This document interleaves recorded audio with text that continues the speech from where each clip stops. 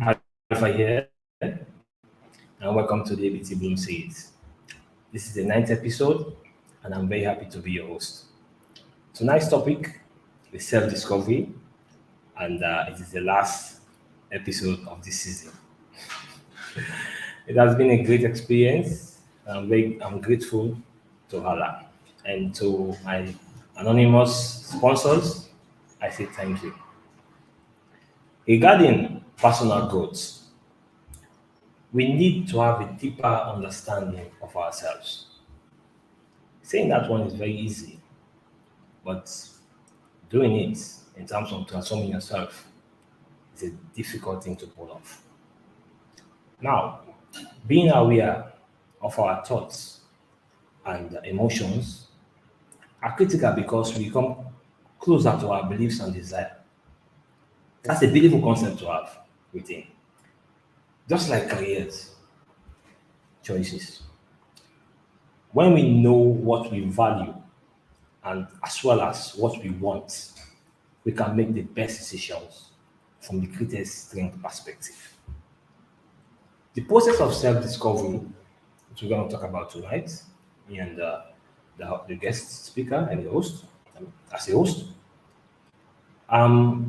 it starts with you knowing who you are and being able to navigate through challenges to achieve your goals. Saying that one, just like I said earlier on, when you want to know yourself, you're in that process.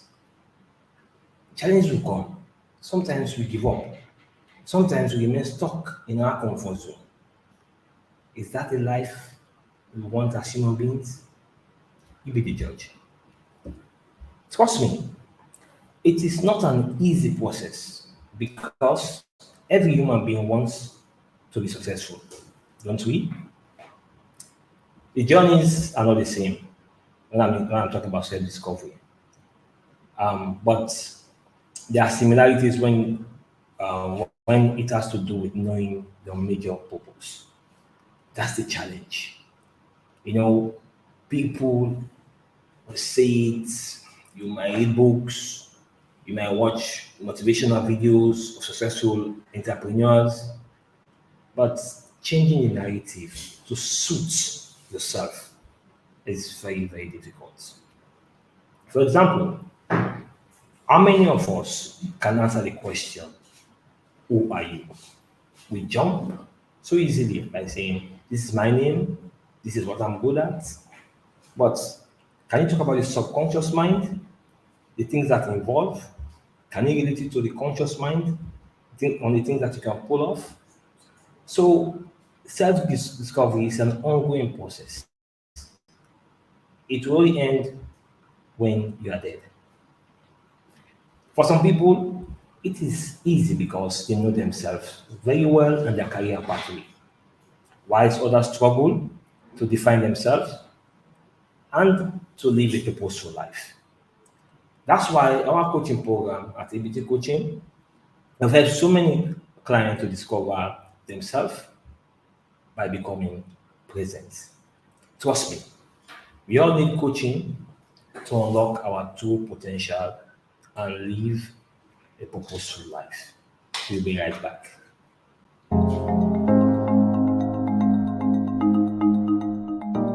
Hi, I am Bakarr Timbo, a personal user coach and CEO of ABT Coaching Company Limited. At ABT Coaching, we help our clients to unlock their true potential and explore the gift of life through our system of coaching. Have you ever wondered why you struggle to set your goals, to be in a better relationship, unable to walk through the right paths of career development, discover your better version, procrastinate on how to kickstart your business plans, challenging right? Our societies have corrupted our minds not to explore life as we should. And its narrative has forced us to be stuck in our comfort zones. But guess what?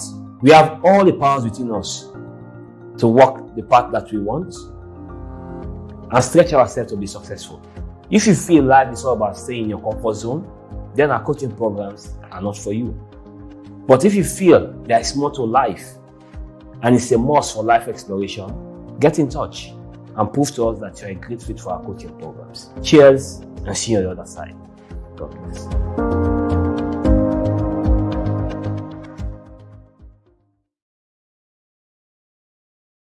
Welcome back. If you're just tuning in, this is the ninth episode of the ABT Bloom season 2. And tonight we're discussing the topic self-discovery. Our guest tonight is the founder and CEO of Visit Sierra Leone, that's VSL. And he has been central in position in Sierra Leone as far as tourism is concerned. And with a background in IT and marketing and e-commerce, he has leveraged his knowledge of digital transformation to deliver added value to his clients. His experience at building successful partnership across the public, private, and international sectors in Sierra Leone, having led and maintained relationship during study tours in Morocco, South Africa, Rwanda, and China, funded by agencies such as the World Bank and the European Union to inform national strategic direction.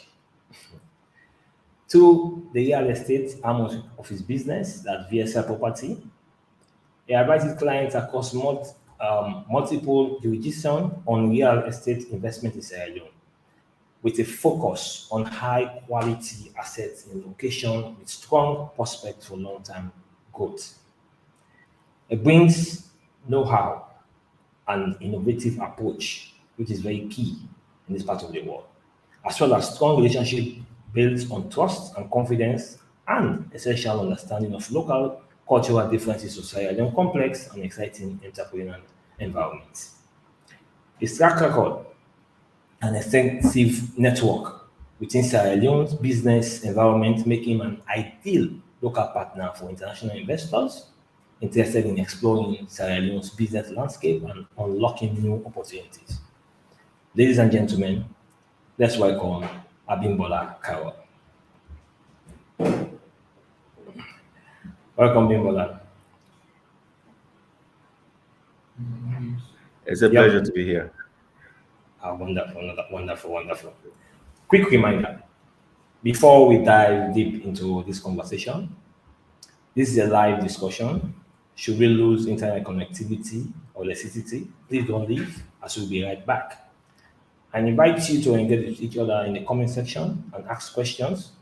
Also, as you're watching, please share this conversation. Welcome again, Abimbola. Thank you very much. Thank you for having me. Fine, great.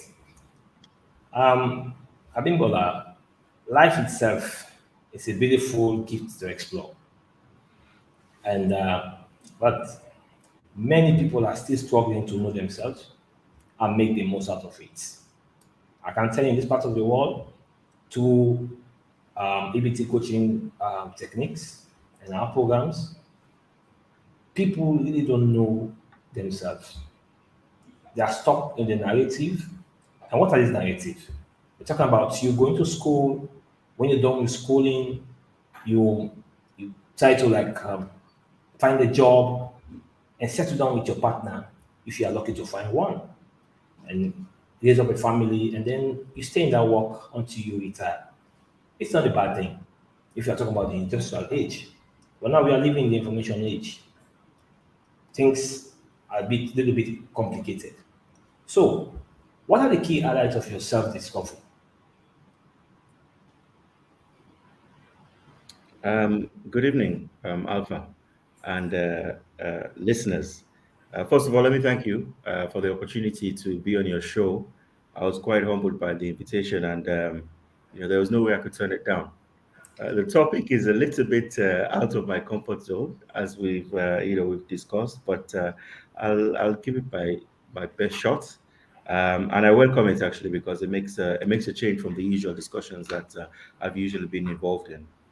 Um, Now, for me, when you talk about self discovery, it's not a destination; it's a journey, and it's a process that I am still obviously going through. I know a lot of people who will be going through that process, and a lot of different experiences feed into that.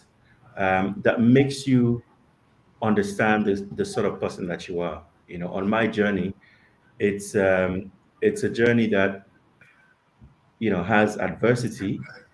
It's a journey that has me taking advantage of opportunities. It's a journey that sometimes I just really consider myself lucky having been at the right place at the right time. But the point is, it's not, in my opinion, it's not really a destination. You rightly pointed out that a lot of people really go through life without fully understanding, what is their purpose, and that's a very valid point, because when do you know when you've arrived? You can accomplish certain things in life, and you think, okay, one goal has been accomplished, and the way life is, it throws a certain challenge at you in the future, and you have to figure out how you as a person can deal with that. So for me, it's an ongoing process, and it's still something that I'm working on. I must say that what you do is very important, because part of self-discovery, I believe, involves a bit of sort of introspective perspective. Like, you have to look into yourself to understand the sort of person that you are. And you have to look back and look into yourself and see how you've maybe dealt with some challenging situations, to almost know what you as a person are capable of. But sometimes it also requires like an external person, like a professional, to help you tap into certain areas of your personality that you might not naturally gravitate towards, or subconsciously you want to avoid. Because as people, all of us have our good parts, and we have our not so good parts. And more often than not, we are more than happy to present a particular side to the public. But if you want to understand yourself, you have to be honest about the darker elements of your personality, which everyone has. And you have to understand why you do certain things the way you do, which might not be down to you. You're dealing with maybe things that you have to tap into from your childhood and all that kind of stuff. And sometimes you need a professional to help you tap into those sort of darker areas that you wouldn't necessarily pay attention to. And that's where maybe you have people like a therapist, and that's where maybe you have people like yourself who can coach people and get them to understand where they are, and where they want to be going. And I'm still working on me. We live in a part of the world where therapies are not readily available. Maybe when I speak to a therapist, I will unlock certain aspects of my personality that maybe I haven't had the chance to explore yet. But yeah, in a nutshell, I'm still very much a work in progress, and I always make sure I remind myself of that. Thank you very much, Samuela.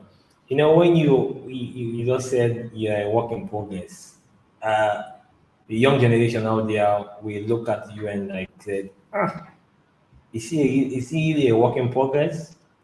You guys have achieved so much in the short space of time, and you have done so well for Sierra Leone tourism. But I mean, like, when we're talking about the self-discovery, one thing that stood out for us is this: you are fighting a battle inwardly. The voices in your head, they tell you so many things, okay? And it's easy for us to go the negative path, because negativity is something that we grab so easily when we face challenges. For you to stay positive, it's a very difficult thing. There was a time when I challenged myself to do to develop a positive mindset. I did it for tried to do it for like 30 days. It was a difficult thing to pull off. Imagine, I'm a coach. I coach people, but sometimes when we are working on ourselves, we get carried away sometimes. So what I want to know is, how do you handle these challenges in real time? Because believe it or not, people are struggling to handle challenges. Sometimes we present things to the public, just like you said, on social media. It's easy. Put up some videos or pictures, and it doesn't portray the right picture of who we are and what to stand for. So How do you deal with real-time challenges? And what are the methods that you use? You raised quite a few interesting points there. First of all, you mentioned about young people, and how they might look at somebody like myself and think, how can he talk? He's a work in progress, um, which is something that I wanted to touch on because most times we see there's a saying that fame it takes like there's something like it takes like 10 years to have like a one hit wonder or something, basically saying a lot of people end up seeing the end result, but they don't really see the challenge, right? They don't know that it takes, I don't know, like 10,000 free kicks to perfect it. It takes so much that goes into um, whatever you're doing to emerge on the other side with experience, because that's really what experience is. Experience is a series of mistakes that you learn from. And yeah, so no, it's the same for me. I was like in exactly the same position because when I was much younger, I looked at people that were maybe my age now, and I thought, they have life sorted out, and you know and it's just not the case, because as long as you're active, you're in active employment, you're in active business, the reality is, day after day you're going to be faced with new challenges that you have to deal with, and as a result you grow. You touched on uh, social media, which let's call it what it is. This is the information age. It comes with a lot of pluses, because I think we have never been as we have never had as much information on our fingertips as we do now. It's there's never been a time, and it's so easy. You also look at the fact that everybody has a platform now, and you have like social media that's putting a lot of pressure on people to be perfect, when the reality is, as I'm sure a lot of your listeners know, is a lot different. you know um so that just adds a level of complexity to life. I mean, a couple of in the last 2 weeks I came across about two or three articles about influencers that had either committed suicide or been murdered, and I raised it with, like, I think I raised it with my wife. I was like, it's strange. I've just come across like a bunch of articles about influencers, people who you see on places like Instagram, and it looks like they have, life sorted out. It's like, why are they committing suicide? And I think young people have to always be mindful of the fact that people will always show you what they want you to see. It hasn't changed. It's always really been like that. One aspect of people's personality is that we all carry a mask, and we let people see what we maybe the more positive aspects of our character and what we want them to see. But the reality is, when you get close to people, those who are closest around you maybe are able to see different sides of your personality. So you always have to be mindful of that, even as you see all the wonderful pictures on places like Instagram, that it is not reflective of reality. Now, how do I deal with some of those issues? I think age comes with certain benefits. We talk about experience. Experience is a wonderful thing because, as I said, experience is really just made up of a bunch of different mistakes. Sometimes, and some wins, but some losses as well, that you draw from, that help mold you into the person that you eventually become. And yeah, so I think experience has counted for a lot. Like, for example, in my case, I'm in an industry that is, as I've learned, one of the most fragile in the world. Like, the moment something happens, it doesn't matter. You take COVID. COVID started in like China. The moment it starts, the hospitality industry is like one of the most severely hit, because it's so fragile. It's almost non-essential. It's a disposable income driven sector. So the moment something happens, whether people are economically hit, whether it's a pandemic, whatever the case is, it's an industry that becomes severely hit. So in our case, for example, when we had COVID in 2020, 2021, we had a moment where, first of all, with COVID, the general advice was do not travel. Now, for a travel and tourism company or a company involved in hospitality, that's the worst possible advice that they can give, because that's where you make your income. But to make that even worse, in our case, our airport was closed, as I'm sure you remember, which meant hardly anyone was coming in, hardly anyone was going out. And as somebody who depends on that sector for their livelihood, it becomes very um, it becomes very challenging, and you might become somebody that's quite difficult to live with in the house, because I mean, let's face it, it takes a lot for you to be bouncing up and down, like like nothing's wrong. But in my case, I was able to kind of, that's when I got into exercise a bit more, because I had really been, exercise has been something that I've really had since childhood. So, for example, my chosen game is squash. Really, I played squash with my dad since I was like 10, 11. Obviously, you get into teenage years, you go to university, and other things take priority over things like that. But when it came to a point where I felt, look, I need to find a way to to to get rid of all these negative things that are passing in my head. I thought, look, exercise. And so I went back. I thought, because for me, my philosophy is, if you go to exercise, do what you enjoy. Don't go to the gym because you think it's a good idea. If you like walking, walk, because then it doesn't really feel like exercise. So during COVID, I got back into, like, just playing squash. As a company, we started doing hikes. Luckily for me, my wife is also into hiking, so we were able to mobilize people, and we just sort of grew a movement. And to be honest, maybe to answer your question, that's how I was able to get rid of a lot of that negative thinking in my head, because everybody has that. The mind is a very powerful tool, right? And it's better you use it for something positive than you use it for something negative, to be honest, because just like you said, everybody likes to feed on the negative because it just catches on fire. So I was I was fortunate that during COVID, I got back into things like exercise. Um, I tried, I tried a bit of meditation, just to sort of quiet the what's going on in my head. That's when I started looking to things like stoicism.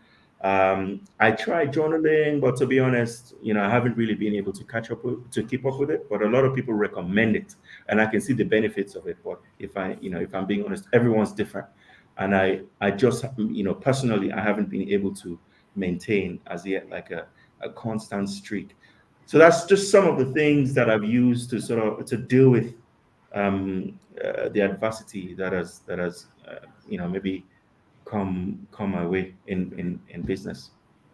Yeah, thank you, Bimbola. Trust me, that's a lot of takeaways. If you are listening or you are watching, you are listening to someone who has been there, done that, and he also has his own challenges. So you're not alone, and it's okay to talk about them. It's okay to go through them. It's okay to ask for help. Okay, don't feel alone. Depression, other mental health issues, they're on the rise in the world nowadays. And in the information age, these are some of the disadvantages, but there are a lot of advantages as well. Thank you, Abimbola. We'll take a short break to check out. This is a good time to subscribe to our YouTube channel and share this broadcast with a friend.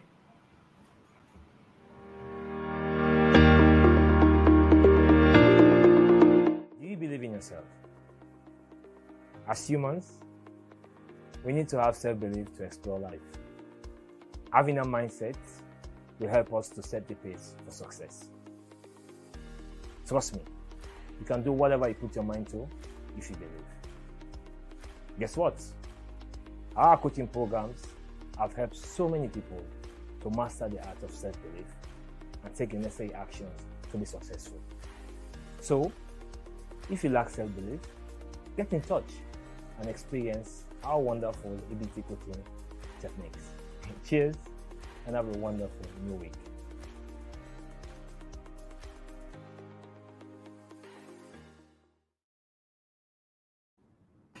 Welcome back to the show. If you're just joining us, you're watching ABT Bloom series with me, Alpha Bakarr Timbo. With me on the show is Bimbola Carrol, and we are talking about the topic self-discovery. Now, Abimbola, we just talked about the mindset, the challenges. Let's talk about Sierra Leone in particular. Why do people struggle to discover their purpose? And you can argue with me, the system is there, but how many of us can take advantage of the way it is run, the narrative? I mean, how many of us are having a mindset to go through the system and look for opportunities, even when they are hardly present? How many of us can look at situation, I mean bad situation, and look for gifts and opportunities? What's your take on that one in terms of Sierra Leone? Well, self-discovery is expensive, huh? And in the sense that definitely in terms of time. And there's a saying that destruction of the poor is in their poverty. Basically, when you have pressing concerns like what goes on the food on the table tomorrow morning, I don't think yoga is necessarily going to be like high on your priority list. So it's a challenge. And also there's some cultural issues. So for example, we mentioned therapy. First of all, I know like one or two therapists like in Sierra Leone, but it's not something that's sort of readily available. And also, there's a cultural thing around therapy, not just in Sierra Leone. To be honest, I think it's kind of like a black thing, even though it's changing. And I think there's a perception that maybe if you need to speak to a therapist, it signifies some sort of weakness of some sort. And I would argue that maybe people like us need therapy even more so because we've been called resilient so many times, and almost as a compliment, but we don't talk about the trauma that it leaves behind, because yeah, we've been through so many challenges in this country, and the majority of people don't have an outlet, and there's a feeling that maybe time heals pain, which it doesn't really. We need to be able to talk to people about some of the things that we've been through as individuals and as a country, and I don't think it's something that's sort of readily available here. That's why initially I mentioned that personally, I've never seen a therapist. I would like to, but I've never seen a therapist just to sort of talk about certain things. It doesn't necessarily mean I don't know what I would find out, but it's interesting to find out maybe why you are a certain way or why certain things trigger you more than others, and we have to realize that a lot of these things are just a response to traumatic experiences, that we've experienced maybe in the past as children, whether in the home, whether it's in schools. And I think, unfortunately, we don't, even when a therapist is available, the majority of people cannot afford that. So even though societies like ours need it, we don't really we don't really have proper access to it. So what does that mean? How do we correct it? I don't really know. But I think, just like we mentioned, we have to accept some of the things that are not correct in a society such as ours, and we have to find ways to fix it. We cannot just think that these things will go away without being properly addressed. I mean, this is a nation that's been through so much. Some of it, our own doing, some of it not necessarily our own doing. But the point is, we cannot continue to laugh things off, which is, I think, is one way that Leaders tend to deal with trauma. I'm not a professional, but I don't know whether it actually deals with some of the root causes. I hold, when it comes to certain things, I hold like maybe a slightly different view to like a lot of people. So take for example, when they abolished corporal punishment in schools, I was somebody that was for that, but I spoke to a lot of my friends, for example, who like they thought it was necessary, and I was like, look, some of our kids are going to school and they're being taught by teachers who have their own issues, and they have their own traumatic experiences, they have their own economic challenges, and a lot of those people bring it into the school and might just take advantage of your child. It doesn't really, I don't think it necessarily fixes anything. If anything, I don't think, like, for example, people should be punished by making mistakes or for making mistakes. I think that's a really critical piece of, like, innovation.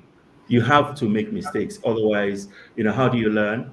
And, how do you come up with something new? So for me, like when I went to school, that was one of the reasons why we were punished. It wasn't just for being naughty.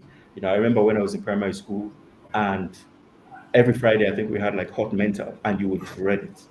You would absolutely dread it because you knew, like, if you had some wrong, you were going to be punished. And I generally don't believe that people should be punished for making mistakes. So I welcome that. And that's just some of the things that we need to look at from a cultural perspective. And we need to understand how it affects, our younger generation and the younger minds. And I think there's studies that suggest that if you've been through trauma, you're more likely to repeat some of those behaviors. And it just becomes like a circle. And and how do you sort of break it? So in Sierra Leone, the challenges are even more intense. However, there are people like yourself who do coaching, which is something that, obviously, I would highly recommend. The thing about coaching is it helps you with the present and it helps you with the future. And we don't really necessarily deal with the past, which is also like a critical part of who we are, but at least it's sort of better than nothing. People do have access to exercise. Anybody can exercise, and I do think as a country as well, we exercise more now than maybe ever before. I think that's really something that's available to people. I think things like meditation and mindfulness are things that anybody can do really in order to help sort of silence the mind and focus on what's really important, which are the things that are under your control. But I think there just needs to be a cultural shift, and people need to understand, the importance of some of these options, and and hopefully embrace it. Yeah. But in summary, it's more challenging in countries like ours because more often than not, we need therapeutic help and it's not available or it's so expensive. Thank you very much.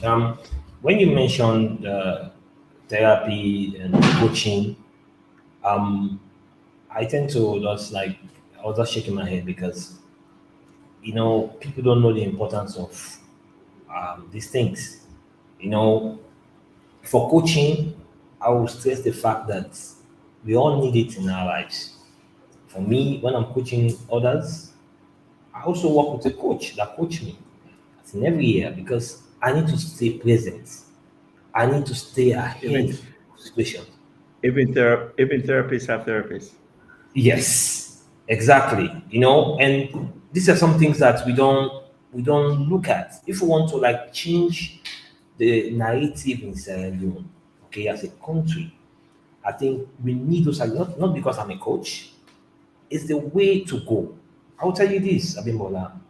This is not me. You know very well.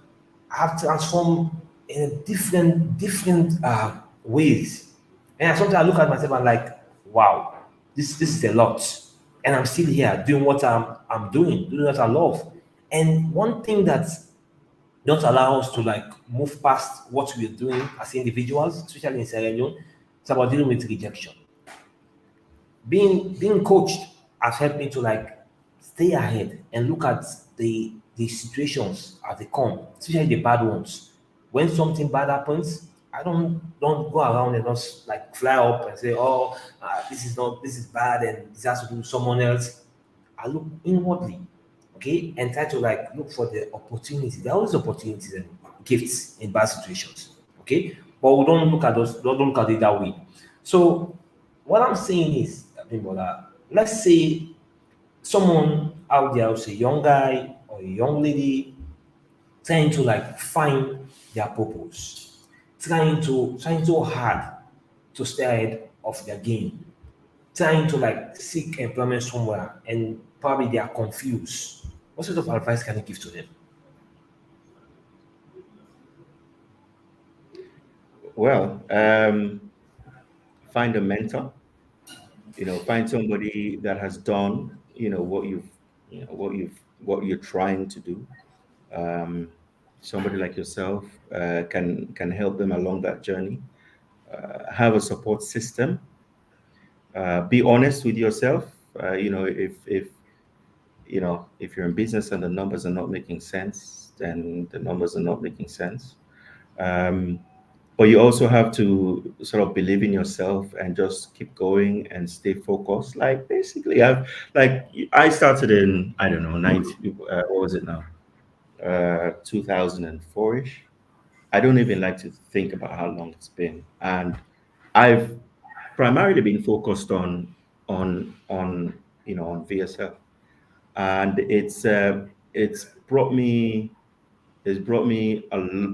taught me like a lot, about business. Much like yourself, you left employment, to go into, like, I would say, for example, self-employment, and it's a huge leap.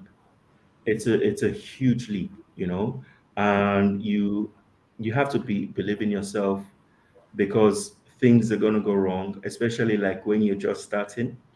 And I had never run a business before, and sometimes you are, some of the things that I've heard people say and people still say is that, oh, Saloma knows how to do business, and you hear it, and maybe you don't realize just how, like, that goes into your subconscious, and every time you have challenges, maybe it echoes. So you have to make sure that you continue to believe in yourself. There's going to be challenges. You're going to experience things for the first time, both good and bad things. I've been blessed to experience like so many wonderful things, and met so many wonderful people around Sierra Leone, been to so many beautiful places around Sierra Leone, it's been sort of the fuel, to keep me going. And I think, like, young entrepreneurs need to find that as well. And make sure, just speak to a coach. Make sure you have a plan. You have to keep an eye on your figures above everything else. But you have to maintain the drive. You absolutely have to maintain the drive and believe in your dream and stay focused. One thing I'll say is, like, now when you look at Sierra Leone, now I don't know if, because, I mean, let's face it, traditional employment is relatively, it's low. Let's not even Yeah. gloss over it. So I'm seeing a lot more Sierra Leoneans going to self-employment or entrepreneurship or solopreneurship, and there's so many Sierra Leoneans that are trying to do things for themselves, and I think it's wonderful. You look at, so I go back to this whole issue of Sierra Leoneans maybe not necessarily no good at business, which I don't subscribe to. And even if that's the case, I think it's something that with training you can give people the capacity that they need in order to build sustainable businesses. So I don't really subscribe to that.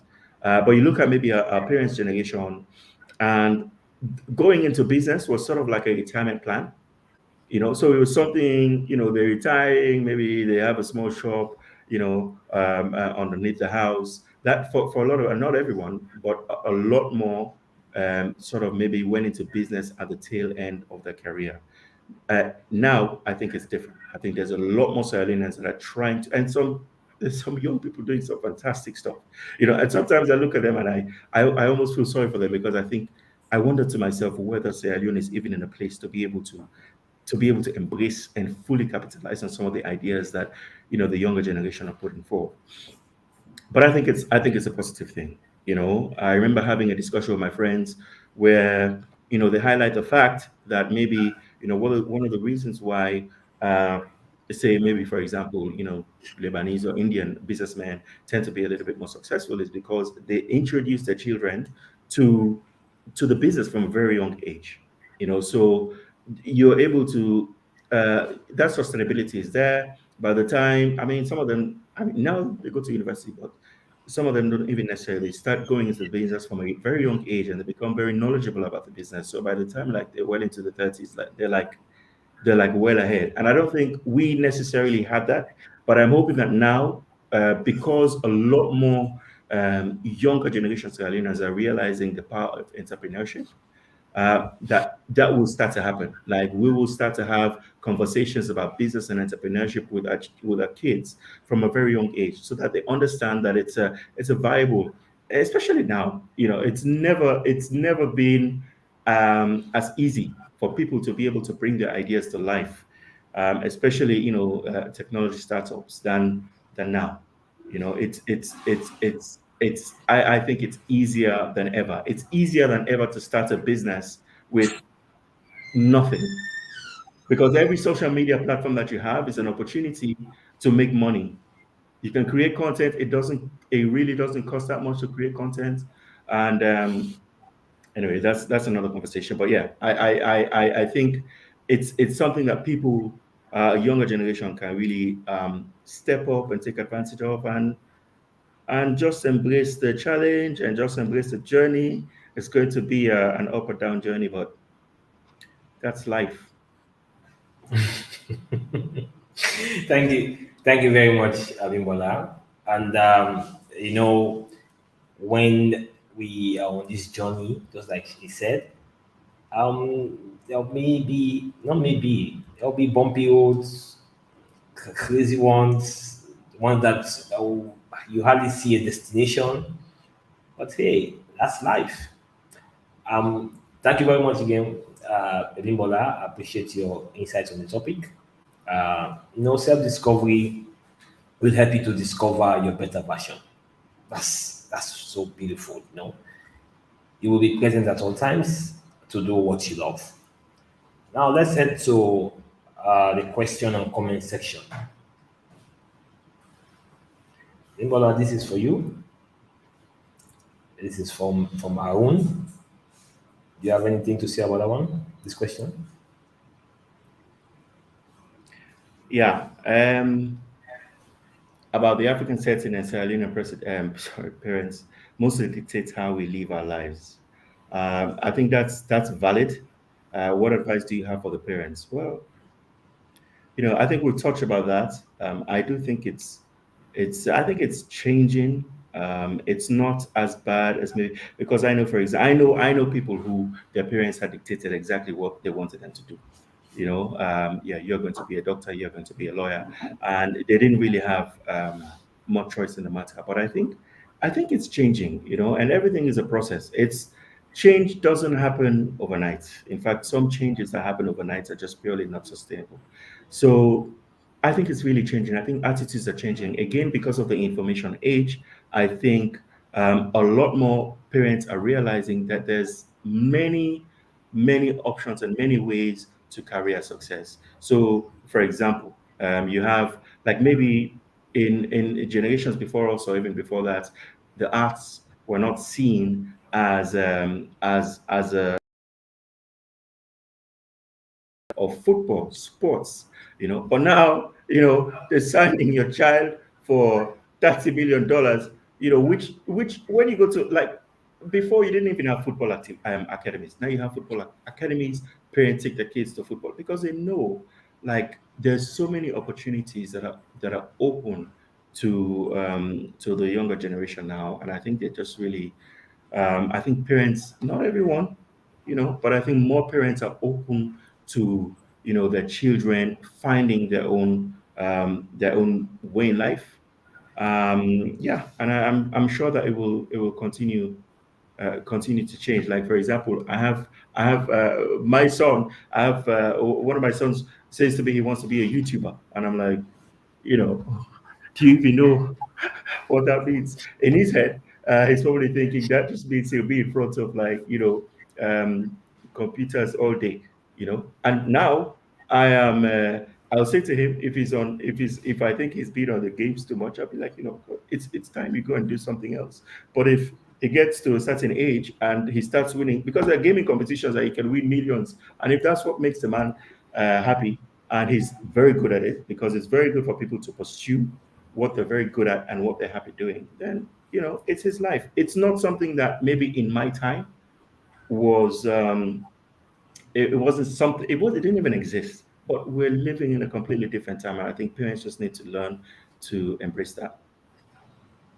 I think that's wonderful, though. That's wonderful. What I will add to that one is this: you know, things are changing, and I will just give this example. And this is like a real situation that happened between me and my son, and I was like giving him like the coaching session. I always do that one once in a while with them, and it was like so conscious like what he wants to do in his life, and he has that freedom to do what he loves. And he asked me like, "Dad, can I have a YouTube channel?"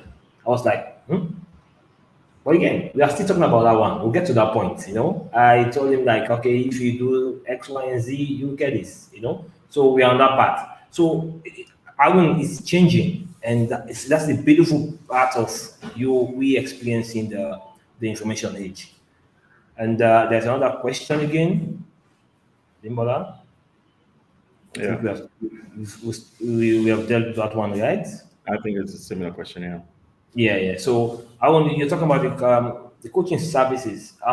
Pretty much it's like if you're struggling with your purpose, which so many people are, and you don't know how to like take charge of their lives, you can come to us and trust me, we can help you. We have helped so many people, especially people who are like in employment, who think that they know everything and they're ahead of their games. But and most times they struggle. So we can help you. Let's say you are struggling with a relationship, which some of us we are in. We struggle to work with people, we struggle to create a good healthy partnership. Come to us. Trust me, we can help you. And we have been doing that one, and the numbers are crazy. And that's the reason why I quit my job and it's paying off. It was a huge risk. So you take a risk and come to us and trust me, you will see the benefits. So And I have a question. I have a question for you. it's okay, Am I fine. am I allowed to interview the interviewer? Well, that's shoot it. That's the one I'll give you a permission. That's why. How does somebody know when they found their purpose? Because it's something that I find quite fascinating. Like, how do you know? Is it when do you cross that threshold? Is it something that you find that's bringing you joy, or that makes you want to get up in the morning? Is it when you have a certain amount of money in the bank? Is it when you feel like you've impacted communities to a certain, like, how do you know I found the thing that I believe I was put on earth to do? Okay, it's pretty much. I'll just give you an example. So I will not throw the dice on the table.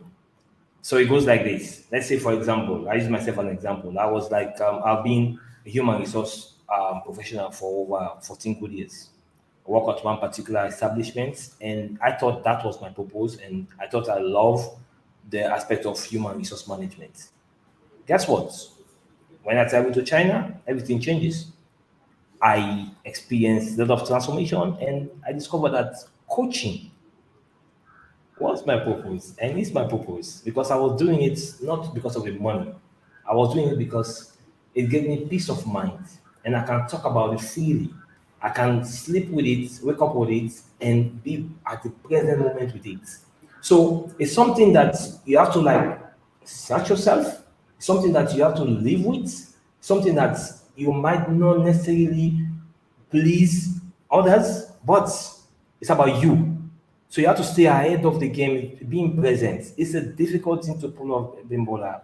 And one thing I can say is when you know your purpose, you're able to align it with your passion. That's the beautiful mindset. Once you're able to do that with that alignment, that's where our coaching comes in. We give you that platform where you can align your purpose and your passion. Then everything will make sense to you, and you will live the life that you love, the life that you want. So that's what I would say for now. That's good. And I'm sure a lot of people will appreciate that. okay, good. I think that's the last comment from Ellen. I don't know if we can just check it out. I think that's the last one before we end. Okay, just a comment. So with that, we've come to the end of the show. Thank you so much, Bimbola, for being in conversation with me. Pleasure. A huge It's a thanks. pleasure. A huge thanks to everyone who's watching this live. Take care. Until we meet again, I remain humble. Thank you.